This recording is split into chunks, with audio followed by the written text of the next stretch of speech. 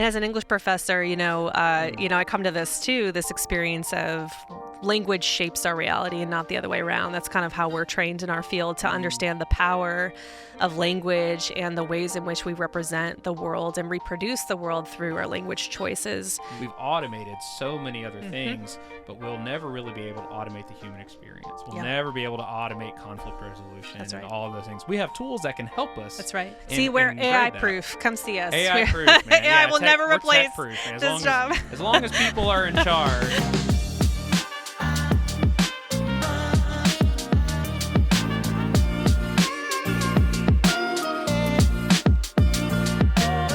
Hello and welcome back to UNA Talks. My name is Lee Taylor. I'm your host today. I'm with Dr. Katie Owens-Murphy.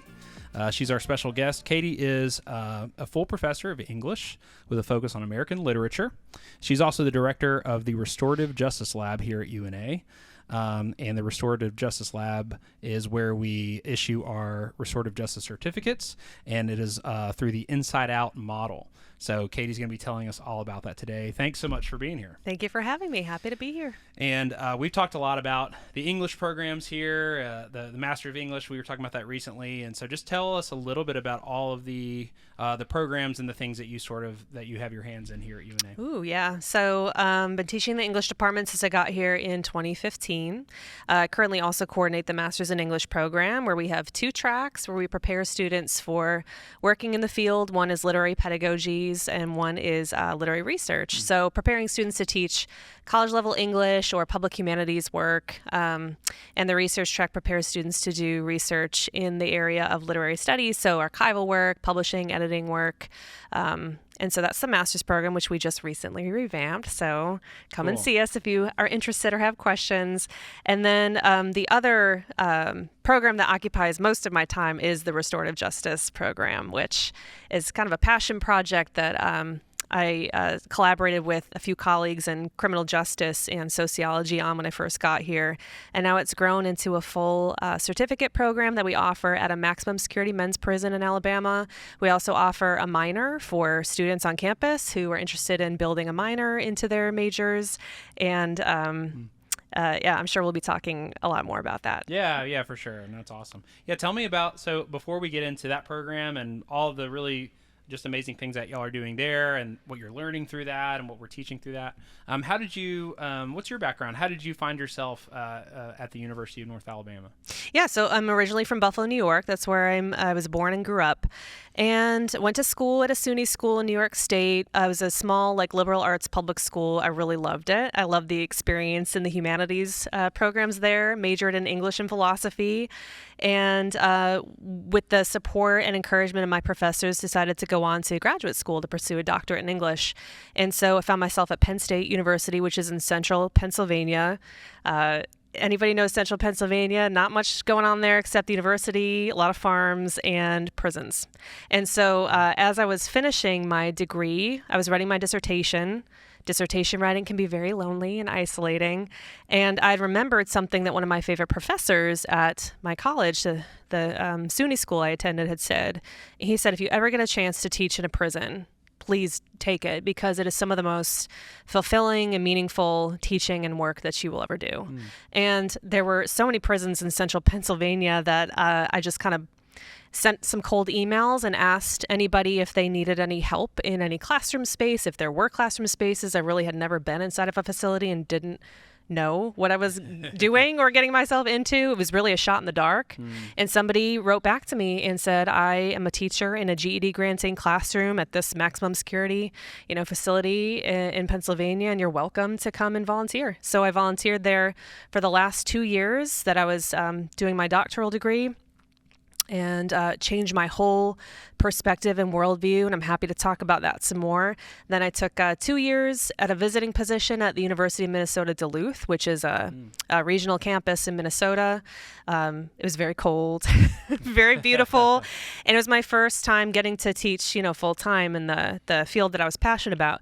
But my, interests were so changed and shaped by my experience in that Pennsylvania prison that when I came here for the tenure track position that opened up, which is what brought me to UNA in 2015, I immediately set to work making friends in other departments, like criminal justice, to say, hey, are you interested in trying to get something started at this, prison, men's prison, which is about an hour away, because I learned there was really no college and prison programming there. There was no relationship between UNA and this facility, and it was the largest men's facility in the state. And so that's kind of how we got started. Yeah. And so when were you able to get that program off the ground then? So we sent a cold email to that warden in 2016. We had seen something in the newspaper that he had put out saying that he wanted more programming there. And so we said, okay, here we are. Perfect, Can you let us in? Serendipitous a little. Yeah, it really was. And he was, very kind. I remember we had a meeting. He bought donuts, really made himself very hospitable. And I went with my colleagues, Dr. Yashika Williams-Jackson and Dr. Chris Purser. Yep. And we proposed just relationship, to build a relationship with them, co-teaching, really team teaching a course that we cobbled together out of our 3 disciplines. And the course was Crime and Punishment in American Literature and Culture. And we offered it for free. And, it was non-credit, of course, but we had about, oh my goodness, maybe 50 people enroll. Wow. I think we ended with maybe 40, but started with 50, and they loved it, and we loved the experience. And it was around that time that I had been learning about the Inside Out Prison Exchange Program model, which is a nationwide model that brings together incarcerated and non-incarcerated students into the same classroom in a kind of equitable circle model. And I went and got trained. Did a 60-hour training at a men's prison, again in Pennsylvania, called Graterford Prison. It's now been closed down, but that was really formative in my own training and understanding of this work as well. Brought that model to UNA in 2018, where we launched our first class. We made it an annual course offering, and then COVID-19 happened, and everything shut down, and we couldn't get into the facility for 2 years. So we spent those 2 years collaborating and bringing in more faculty from across more disciplines. And we created the restorative justice program that we now have today. And so when we were ready to relaunch, we got all our faculty trained under that program model, got grant funding in order to secure college credits for inside students, which was a game changer. So now everybody's able to earn college credit and accumulate credits toward college. And we relaunched in 2022 as a credit-bearing certificate program. Yeah. So anytime you say inside students, just for our listeners and viewers, you're talking about the folks who are incarcerated, who are also students at UNA, and outside. So you said something about an outside student earlier. I'm like, does she mean like online? Like, that terminology, it can get real confusing, especially for DOC. Yeah. So okay. we try. Part of our training is not to replicate the labeling language of the carceral institutions that we're working within. We see ourselves as performing higher education in prison and not correctional education. Yes. Right. And the big difference there is that we're really trying to create as much of a college space inside of a prison setting as we can, including referring to students as students and referring to them using people first language that bestows them with dignity and respect, and invites them to also see themselves with dignity and respect. And so the language of the Inside Out program is that we, when we talk about those 2 different groups of students, the inside students are the students at the facility, and the outside students are the campus-based students who travel with us to come to the facility. Exactly. Yeah, I love that. Yeah, and you've helped me sort of build my language around that, but that's just so cool. I think too, like I can imagine, I can only empathize so much, and just like anybody who's removed from that situation, is that language can just make such a difference and how you position yourself in that classroom, and then it informs how you position yourself throughout your life. Yeah. Through, which your life happens to be, in a prison, but the posture by which you approach all of your challenges and all of the things that you're learning and all of your relationships and all of those things, knowing who you are and knowing what defines you and what doesn't.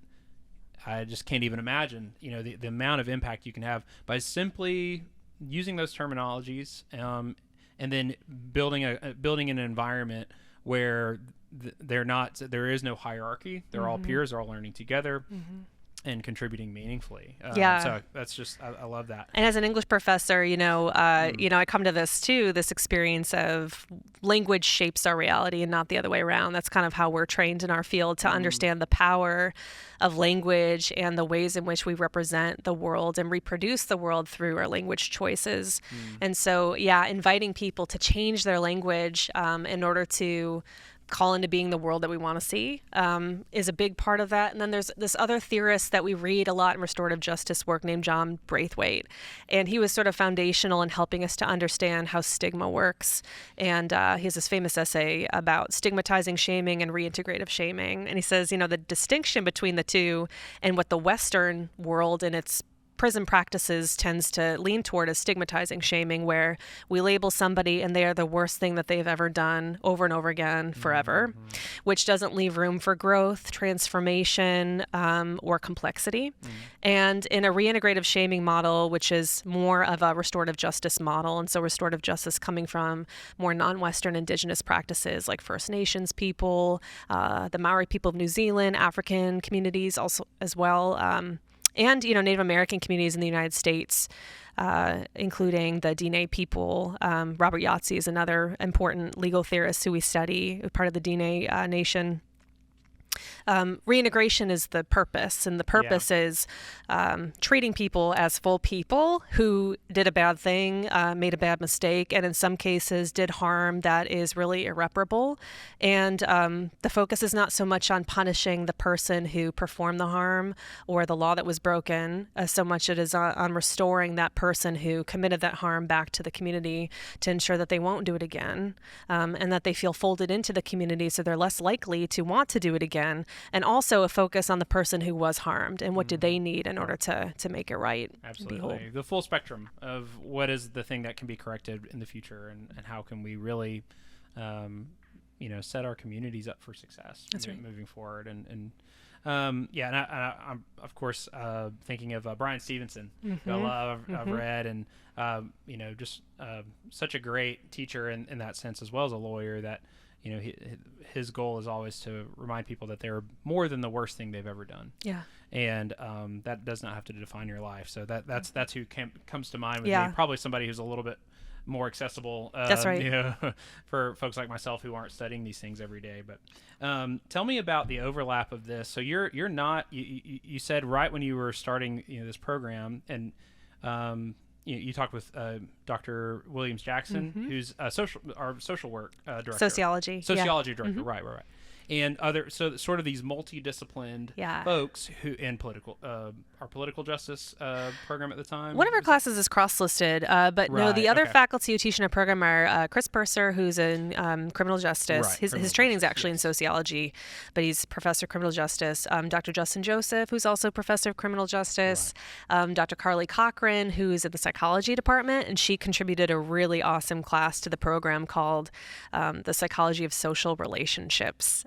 Social health and relationships. Wow. So that's about how, our physical health and our mental health really also depends on our social health and the strength of our relationships and how connected we feel to our communities. And then actually another faculty member who teaches in our program was a former outside student who participated in the program twice, then became our graduate teaching assistant in the program, did an amazing job, and wanted to stay connected. And we invited her to develop a course for the program when she finished her master's in English with us in the English department. And it's a course called Reading and Writing Through Harm. And she teaches in our program now as a faculty member. So that was a beautiful transition and trajectory from student to graduate teaching assistant to now faculty and peer. And so I love her trajectory. Her name is Ashley Massey, and she does a beautiful job. Awesome. Yeah. So you have all of these disciplines sort of coming together to, fulfill this, need in this prison, but really in our community, right? So where's the overlap? It's interesting to me that an English teacher was the one sort of, putting our stake in the ground on this and mobilizing this initiative. Where's the overlap for people? Maybe it's obvious to you, but I think on paper that's a little surprising for people to see that a language arts teacher is the one who's who's impassioned around this and mobilizing all these, people from different disciplines to meet this need. Where's the overlap? Like, what are the principles? You mentioned earlier, language shaping the world and not the world shaping our language. So that's clearly something that you're convicted of and driven by. But what are some other principles from language arts and from English and literature as a whole, which is what you specialize in, into this practice of restorative justice? That's an excellent question because it's not a direct line. Yeah, So the course I teach 2 courses for the program. I teach the Intro to Restorative Justice course, and I'll talk about how I got credentialed to do that in a minute because it's not directly related to literary studies. But the final capstone course that I teach is called Restorative Storytelling. And so the linchpin for restorative practice work is storytelling.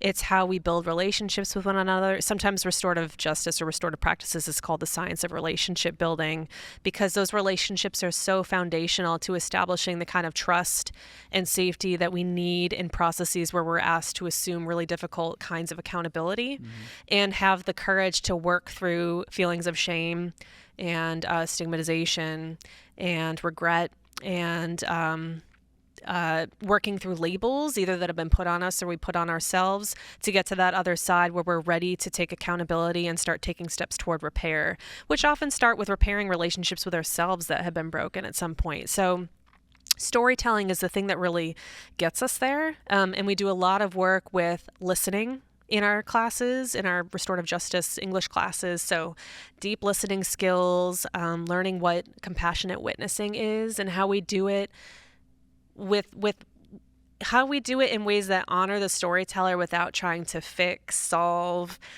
put a salve over something that's really raw and difficult.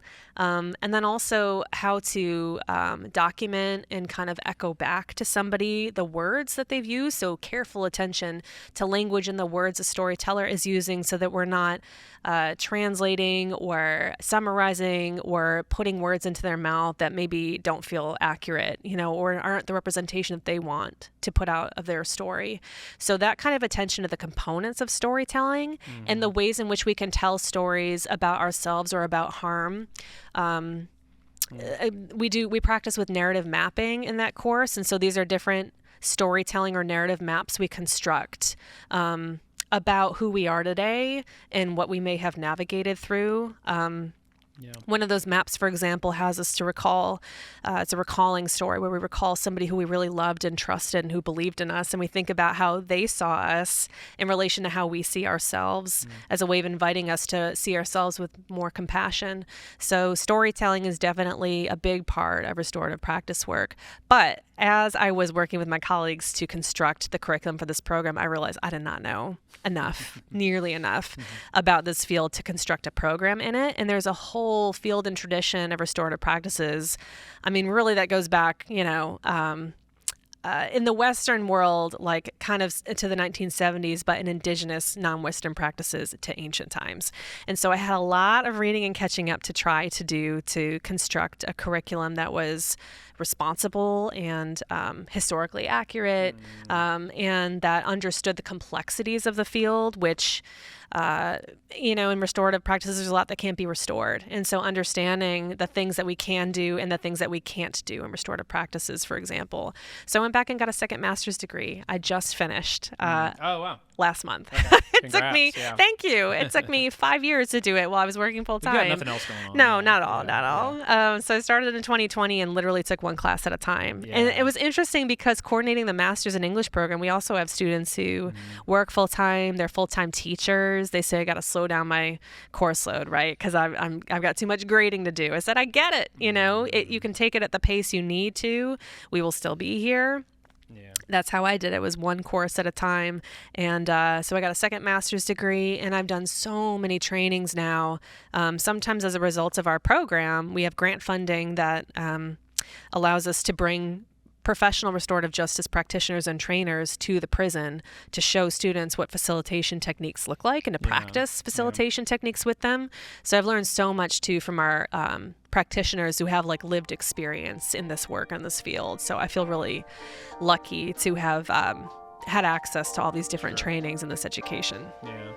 Hey, I hope you're enjoying our conversation with Dr. Owens-Murphy. I know I am. I just wanted to take a quick break to thank UNA, who's our sponsor, for this episode and every episode of UNA Talks.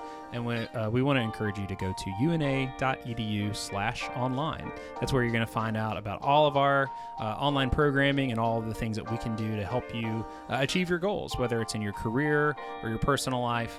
We have a lot of amazing online programs in undergrad, a lot in graduate level courses to help you do that. A master's in English, which Dr. Owens-Murphy helps facilitate, among others. So go to una.edu/online to find that. You can also learn about our scholarship programs and all of the other opportunities we have for you to enter into our learning community, as it were. You can also follow us on Instagram, Facebook, LinkedIn, X, formerly known as Twitter, and also on YouTube, which you may already be doing because you're watching this. But YouTube has some really cool stuff now that we're doing on there that we're really excited about. So make sure and like and subscribe and all that good stuff. But we'll get back to talking with Dr. Owens-Murphy. All right, so it looks like you have some artwork from your students. I do. That our inside students that we want to see and see what they're learning and what kind of exercises you guys are doing. Yeah, so in between semesters, so in between the academic coursework, we also have workshops that are non-credit workshops where we take the principles they're learning about and try to make them more applied. Okay. And we invite them to do some deep work over the summer and winter breaks. They work with restorative justice practitioners. They work with artists.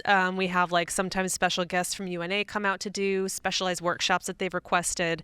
And so I'm showing you artwork from 2 workshops we recently facilitated on the topic of restorative justice and storytelling and labels and identity. And so this first piece is by one of our inside students, and he was using the metaphor of a tree. This actually comes from Howard Zer's Little Book of Restorative Justice, and he's reproduced the accountability tree, which is a really nice visual for those who may not be familiar with restorative justice. The bottom of the tree trunk is accountability, because you really don't have restorative practices or restorative justice situation until you have accountability, until the person who has caused harm is able or willing to take responsibility for the harm that they've caused, name it, and then start working through what the needs are that have been created by that harm. Yeah. The tree trunk, as we were talking about earlier, is storytelling.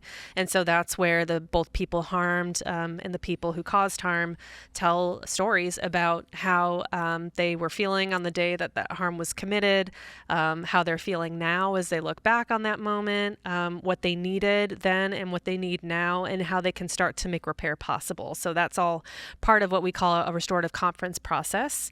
And then the treetop here, I guess these are leaves, are like individual components of what accountability and storytelling yields, which include rebuilding, interconnecting, correcting wrongs, progress, addressing harms, repair, vulnerable, relationship, responsibility. And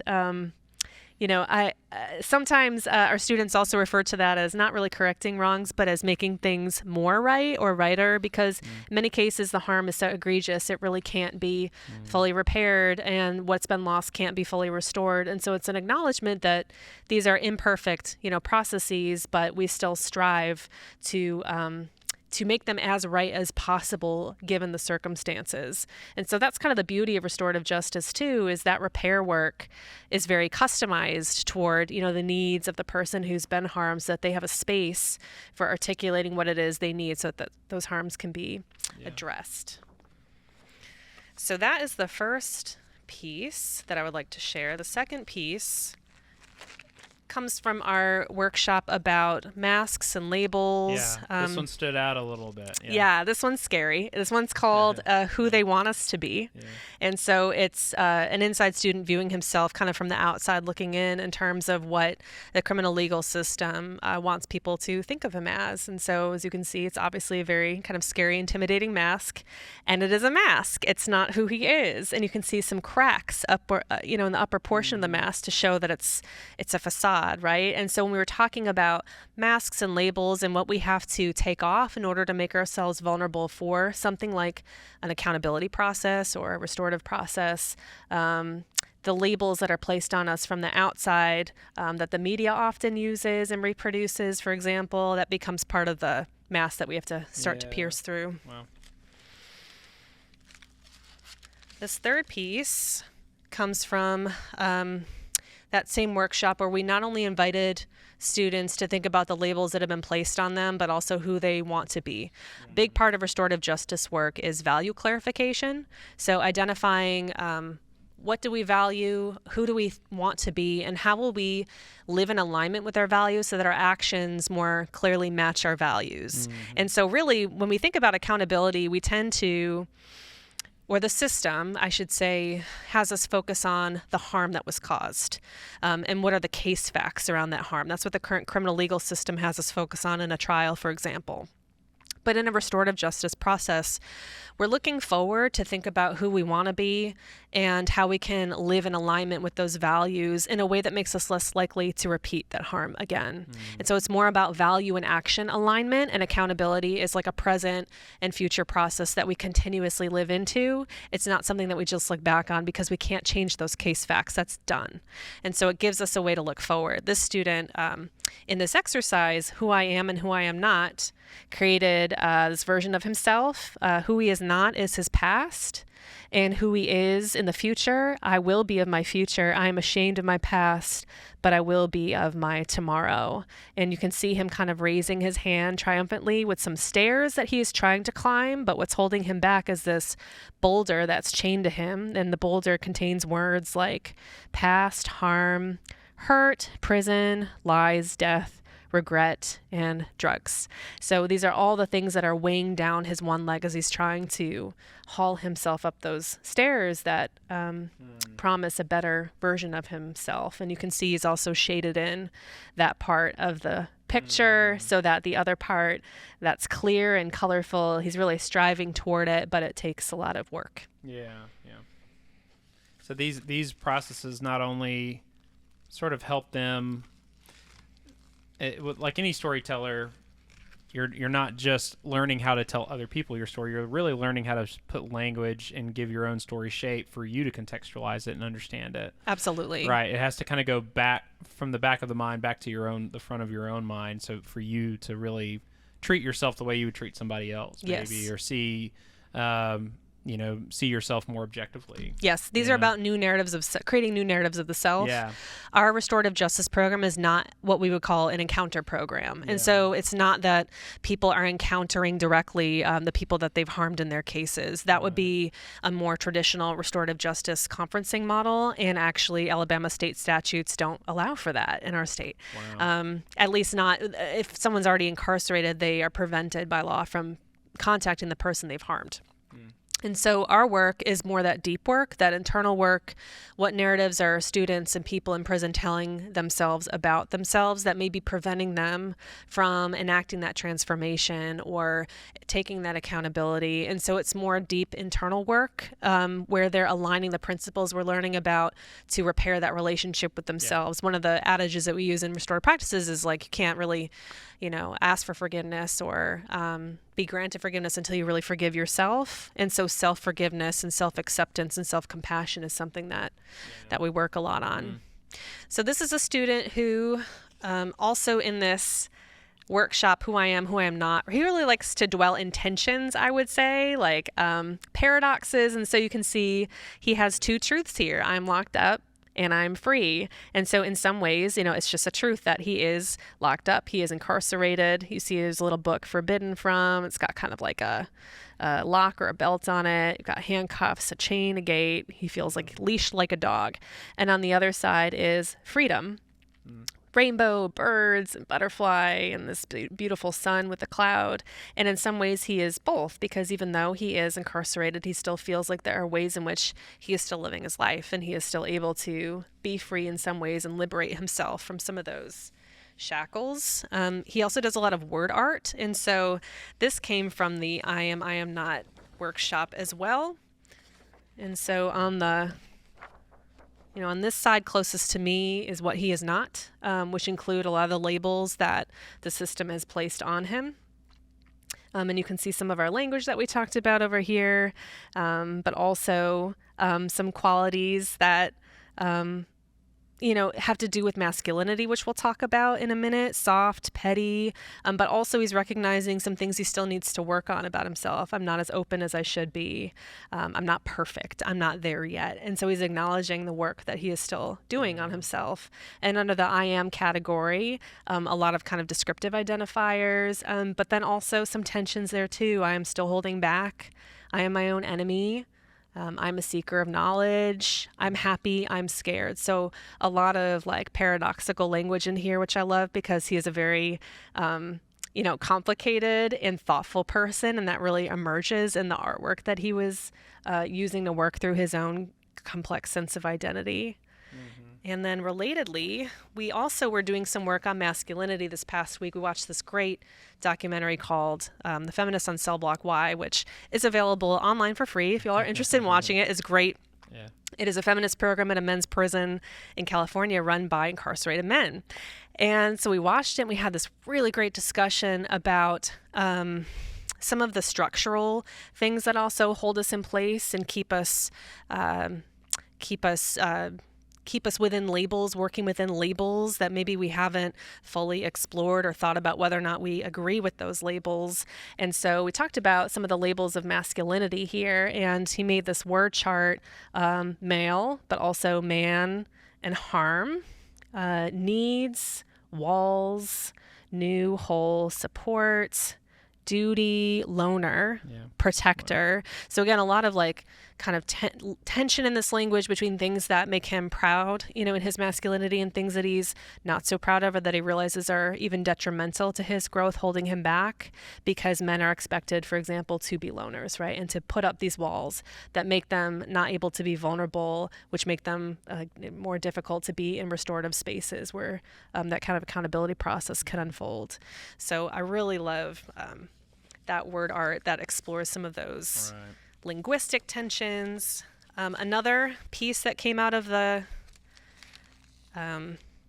workshop about masculinity, and I'm not sure you can see this, but this is some word art by another student. The head is composed of words: broken, not okay, not a man, weak, oddball, depressed, shattered, sweet, sad. So all of these labels that are placed on somebody who's not seen as traditionally masculine, whatever that means.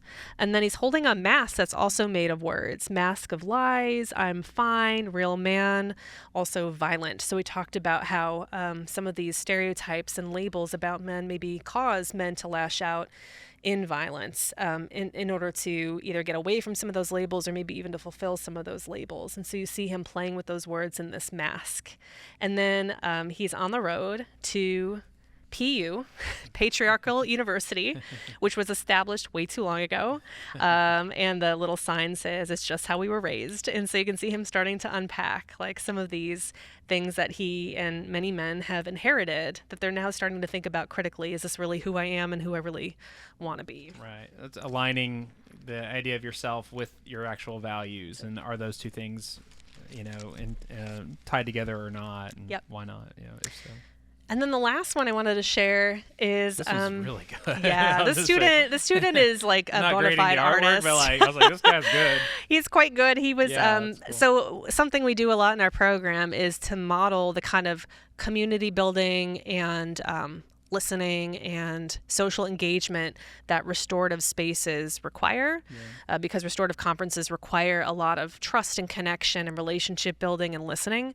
We do a lot of paired work and small group work with students where we encourage them to work together. And so something I love to do is to pair students together who I think normally wouldn't get along, or they live in different dorms, they don't know each other very well, or they're very different demographically or whatever. And so I paired these two students together last week, and they were making art, related to the documentary and about labels and who I am, who I am not, and stereotypes about masculinity. And this student really surprised me by sketching the other student while he was drawing. And it's such a beautiful rendering of the other student. It shows how he's really seeing his partner, and his partner is like allowing himself to be seen. And it's such a thoughtful, like compassionate, and just such an accurate portrayal of the student. And what's also really special is we can't take photos inside the prison. Yeah. We're really limited in terms of how we can capture the work that we do in the prison. And so this is such a beautiful portrait in place of a photograph. Like, I wish I could have photographed them as they were working last week. Right. And this is kind of the next best thing. And it just shows such perspective taking. One of the other things we encourage in the program, in addition to social engagement, is really listening to somebody to the degree that you can understand where they're coming from and adopt their perspective. And this sympathetic portrait just shows that he's really like putting himself in his partner's perspective as he's working. Yeah. And, is that a security camera probably in the background?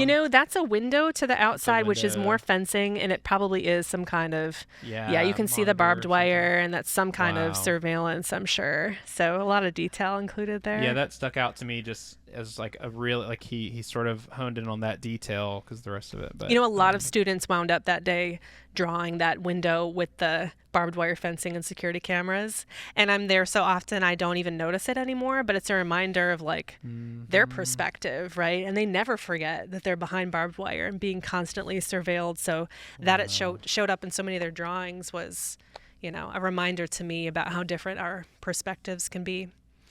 And what do you think is kind of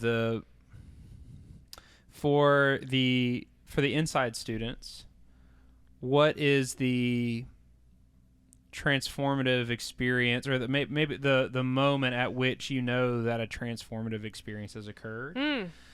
If you could pick one, I'm sure it looks different for everybody, but kind of what's the code for that? Yeah. And then what would you say the same thing about our outside students? Yeah. What's the moment of transformation that you're hoping for with them, or that you've seen that's just kind of time and time again? That's great. Those are great questions. I'll start with the easier lift first, which is outside students. I think for those who've never been inside of a prison facility before, because the inside out model is so experiential and it does insist on like physical presence, we bring the students out with us to the prison facility and say, this is the place where you're going to learn best about restorative justice by learning from inside the system that really in many ways works counter to restorative justice with people who are living under this, prison sentence.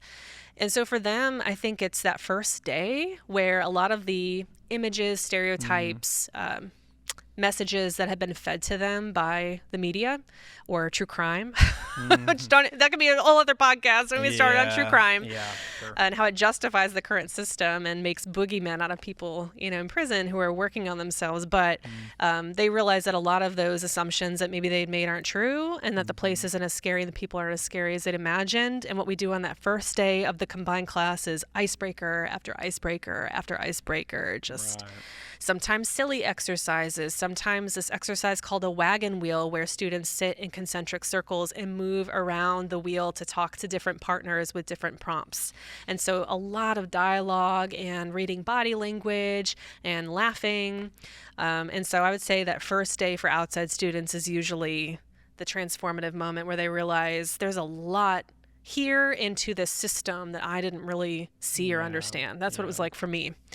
When I first started volunteering inside. And then for inside students, I think it takes a little longer. I think that partly the masculinity piece that we talked about earlier, partly, being in a maximum security facility, sometimes the survival mechanism are those walls that we put up and those masks that we put on.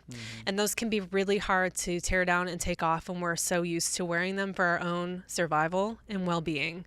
So convincing and modeling and showing students that it's okay in that space of our classroom to take those masks off and have a respite and to be who they want to be and to not have to pretend, that takes a minute. And so I would say probably around this point of the program that I'm in currently with our new cohort, which is a year in, during our first summer program, after we've done a series of workshops with art and theater, where we're able to be a little more engaged and bodily and emotional, that's when you really start to see the walls come down, and that's when they start to become vulnerable, really connect with one another and realize we are capable of social connection. We are capable of trusting people, letting our guard down.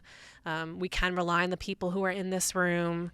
And so, yeah, I would say maybe about the halfway or that year mark for inside students, which is why I really love the 2-year program.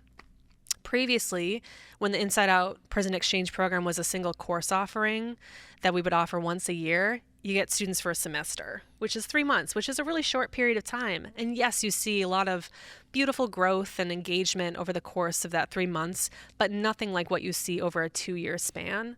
And so interestingly, we actually just launched a survey that was designed by Inside students in the first cohort. We worked with a researcher who's also formerly incarcerated, named Jared Wall, who's a great researcher, works with participatory action research. And we had them to decide, okay, what is it that we're learning from in this program? Where do we see ourselves growing the most? What do we think are the main outcomes of this program? And they named 4 of them: accountability and understanding how it's different from punishment, social engagement, perspective taking, and then finally systemic analysis, understanding systems and how restorative justice shifts power within systems, away from the criminal legal system toward communities, back toward communities, so that stakeholders are now in control of how their needs get met. And so we're having them take a survey at the beginning of the program before they've taken the coursework, and then at the very end of the program, and we're about to have them take a mid-year survey. So we'll be able to see with a little more granular data analysis exactly how and where they're growing and what aspects of the program are facilitating that kind of growth. But I'll tell you, I grow every time I'm there. I love being there. It feels like an honor, just to be in company with people who are working so earnestly on themselves and on transformation, and who are really trying to apply what we're learning to themselves in a way that is earnest and humble and authentic. And I think it's just transformational for all of us to be in that space together.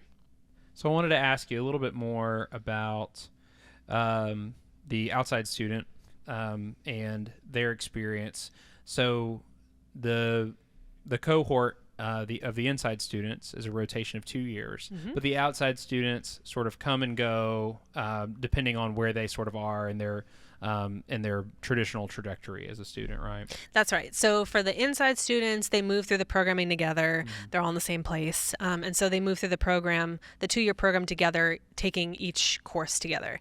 Outside students have more flexibility, partly because they need it. Some outside students work full time and they can only get 1 day off maybe a semester, or they have really full schedules, or a major that is really demanding and has a lot of credit hours. So they have room for an elective one semester, but not another. So we do try to build in some flexibility for outside students for the minor.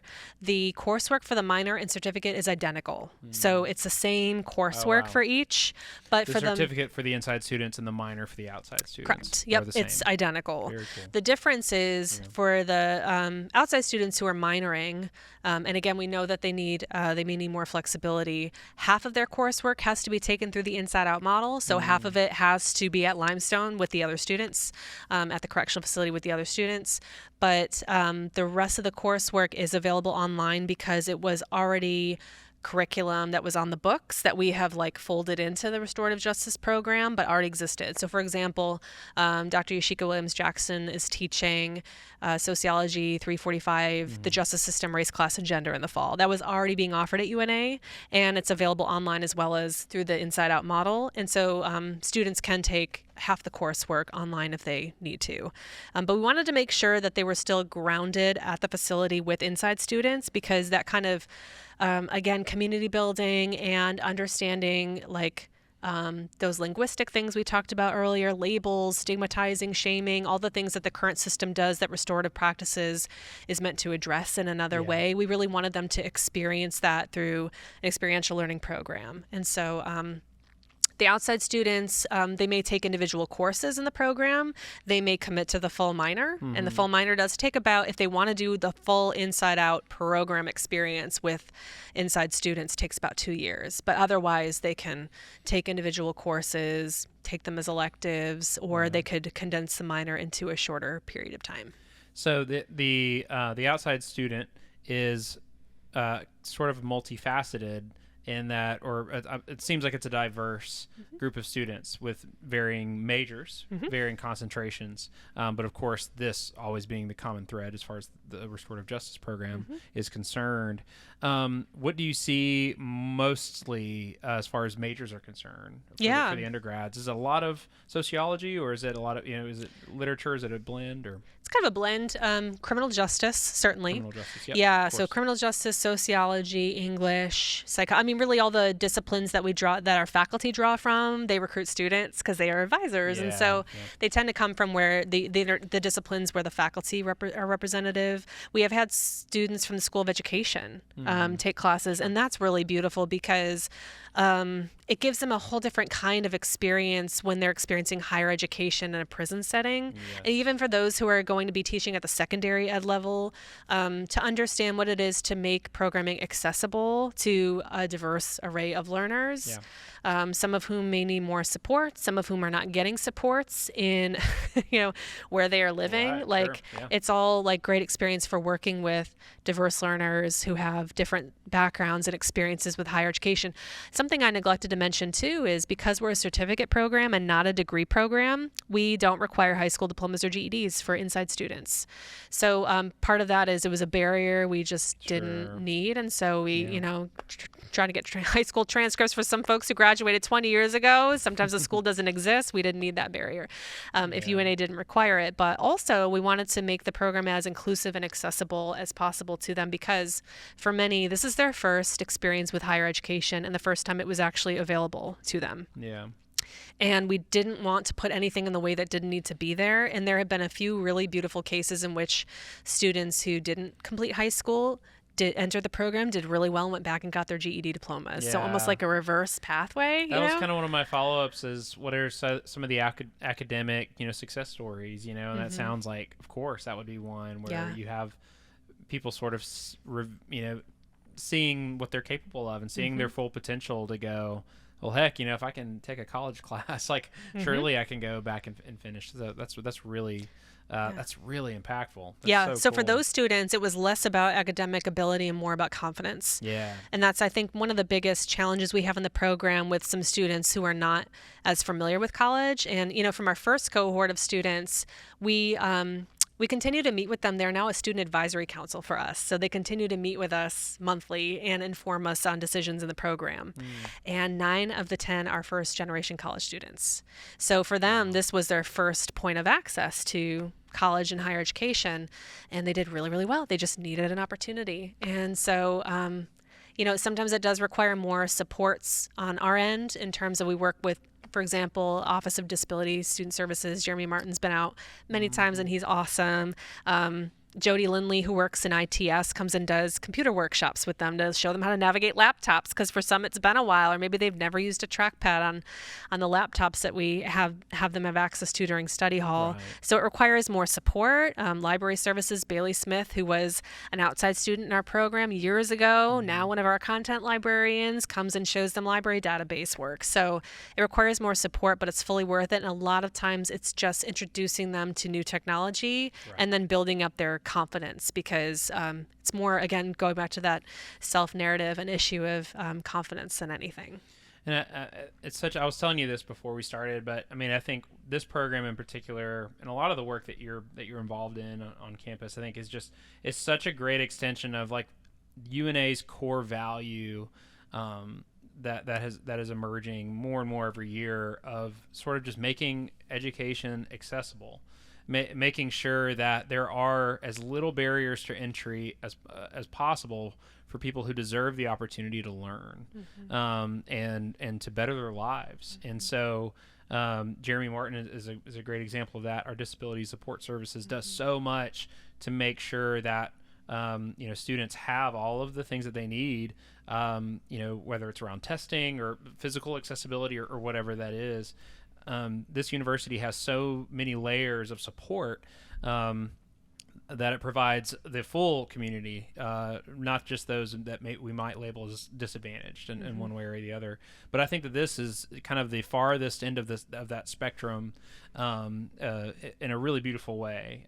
So I think it really just sort of embodies what the university does as a whole. And I also think it does a really good job of sort of this multifaceted, multidisciplined, seeing where all of these majors and people who are learning different things or getting different degrees sort of find this common ground, and we found a practical, real-world, occupational fulfillment for them, and we found a way not only to give them this really great experience, but we've incorporated it into their learning. Can you talk about how important that is from the point of view of a humanities teacher? Absolutely. Of how humanities happening in real time in the real world, and how impactful that is for any workspace or any public service space. Yeah, absolutely. So I'll talk to you about where students have gone after they've left the program. Yeah, that's great. So we have one inside student who has been released since we started the program, who entered a reentry facility. Reentry is like a landing pad for folks who are formerly incarcerated, provide housing, stability for folks as they're trying to transition back after incarceration. The folks in charge of that facility were so impressed with his ability at relationship building and conflict resolution, which were skills he developed in our program. He already had those leadership skills, but he was able to develop and refine them in our program. They hired him. And so he now works there as an intern, and he's working his way up to a manager at that reentry facility because he understands people and social dynamics. Sure. Every workplace has social dynamics, right? Some are more complicated than others. Some workplaces like to ignore conflict. And if you have somebody who has the skill set for really understanding and navigating conflict, I mean, that makes you essential in pretty much any workplace. Some of our outside students have gone on to also study restorative justice in master's programs. One person was working for a district attorney's office for a diversion program in, I think it was up in Vermont, which is a state that actively uses restorative justice as diversion from the criminal legal system.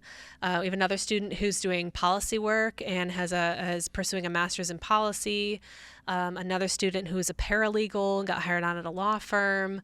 Another student who went to work for a nonprofit. So we've had students just kind of like, disperse into all these different areas in different fields that, as you were saying, emerge from this interdisciplinary field of restorative justice, restorative practices, because they're learning skills that are flexible and applicable enough that not only allows them to apply out broadly, but then it weirdly gives them this very specialized skill set because they have a very precise way of talking about where conflict comes from, how to prevent it, how to manage it, and how to repair harm after conflict emerges and harm occurs.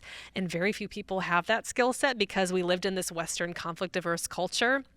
I'm going to cite one more theorist, and then I'll stop. But his name is Nils Christie, and he's like a foundational theorist in the field of restorative justice. And what he said in his essay, Conflicts as Property, back in the 70s was, we are so good in the Western world at handing our conflicts away. And so we hand them away to the courts, we hand them away to attorneys, we hand them away to judges, HR, right, whoever, and we say, you deal with it. Like, we have a conflict, you manage it for us. And what that does is it causes our conflict resolution skills to atrophy. So, we all have conflict resolution skills because we've all lived in community since the beginning of time. But when we don't get to actively practice and sharpen those skills, they atrophy, and we don't know how to manage conflict because we give it away. And it also leads to this lack of ownership, right? Of that's why he uses the property analogy of we need to reclaim conflicts as if they are our property so that we can work through them in the ways that satisfy us and not in the ways in which the courts or some other system tells us it should be worked through. Because often in the criminal legal system, a person gets put in prison, but also the person who was harmed, the victim, doesn't have a direct say in what happens in that case or to that person. They may make an impact statement, but their needs are not really centered either. And so it restores that conflict back to the direct stakeholders so they can decide what it is that they need. And then finally, he says, not all conflict is negative. That conflict creates opportunities for value clarification, I think is how he put it. And sometimes we need that. And when we push that under the rug or we're being polite or whatever, we're missing an opportunity. Absolutely. And we're not standing on principle or values. And again, we're missing that opportunity to live in alignment with our values. So what restorative justice and what this field does is it allows us to be more precise about how we think about and articulate and negotiate and work through conflict, which is a skill that is applicable pretty much anywhere. Yeah, and more so now maybe than ever because we've maybe arguably lost that ability.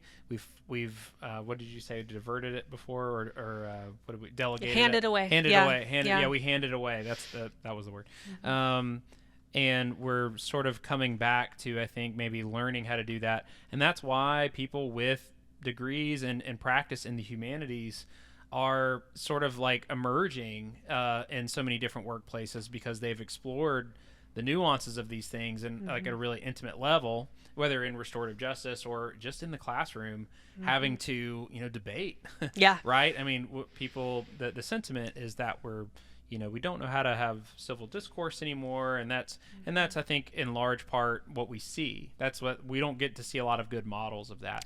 But come to a classroom of students who have been studying together for 3 years, of 17 to 20 students, some of whom have been working in prisons, and teaching people with varied backgrounds how to deal with conflict in their own lives, and watch them civilly talk about something that they either are assigned to disagree with or they truly disagree with philosophically on a deep level, and listen to them talk. And these are 19, 20-year-old students who are, I think, just absolutely modeling what that looks like for the world in these classrooms. And so it's not always about, theorizing and understanding Shakespeare and whatever the tropes are that are sort of attached to maybe literature or English or history or any of that stuff. But a lot of it's incredibly applicable, and we're learning, we're sort of relearning the value of that in these places where we've automated so many other things, but we'll never really be able to automate the human experience. We'll never be able to automate conflict resolution and all of those things. We have tools that can help us. That's right. See, we're AI proof. Come see us. AI proof, man. AI will never replace this job. As long as people are in charge, humanities matters. But it really does have these real world applications, and so whether that's your major or not, exposure to that is so important. It's got to be part of like a holistic education in that sense. So. And like Niels Christie again, like talked about as like developing a muscle. I mean, you don't practice it, it atrophies, and like you learn to develop that muscle both in the conceptual foundational groundwork that we lay in the academic coursework, but also in the practice, because we conduct all of our courses in circle format. And we actually use and apply restorative practices every time we hold class. We have talking pieces and centerpieces. And if you're curious about what that is, come take a class with us. So we're practicing and modeling the principles as we're learning about them. And so that gives students a really firmly rooted, sense of exactly not only what it is and why we do it, but how to do it. And you mentioned Shakespeare, and I can't neglect to talk about the role that Shakespeare has played in our program, because every year the actors from the London Stage, which is a British troupe that performs a Shakespeare play every year, they visit a circuit of colleges in the U.S. UNA is one of them. They always do a performance on campus. So we started the practice maybe, 2018, 2019, of also sending them to the prison to do a performance at the prison. And it's the perfect troupe because it's only like 5 actors. They play multiple parts, very sparse costumes and props. They bring everything they have in a suitcase. So the facility searches the suitcase and then lets them in, and they put on this incredible performance with just a suitcase full of props in themselves. And we started with just performances, and the students were blown away. For some of them, it was their first time ever seeing a play, let alone a Shakespeare play. We developed materials for them so that they could follow along with the summary. But then we started teaching the Shakespeare play alongside the performance. So if it was an English class like mine, we would teach the play. I would not teach the play. Cheryl Price would come in and teach the play in our class to give them the context and background, and then they would see the performance, and they loved it. And what we did the last time the actors came through was we had them do a workshop instead of a performance.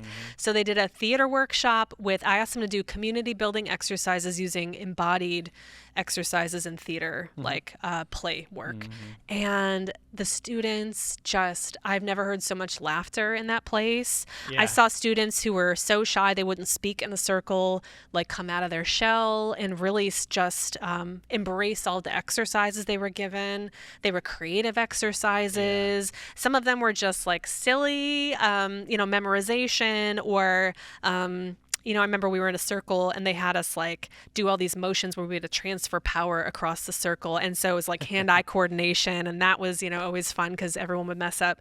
And so a combination of like embodied work with dialogue, with some critical thinking and literary analysis. Yeah. It was such a beautiful day. I mean, I don't think I'll ever forget it. And it was one of their favorite class periods we've had. And so I'm thinking about like the role that the arts, visual art, like you saw, and theater, that they can play in bringing things out of us that we didn't know were there necessarily. And it's a different way of showing what you're learning, and it's a different way of applying some of these skills of connection and deep listening. And that's the English part, I guess, of what we do is like some of the theater and the more creative work that creatively displays some of the principles we learn about in the academic program. It's the reason that these things have held value for thousands of years and and transcend culture, because they level the playing field. I mean, you're playing.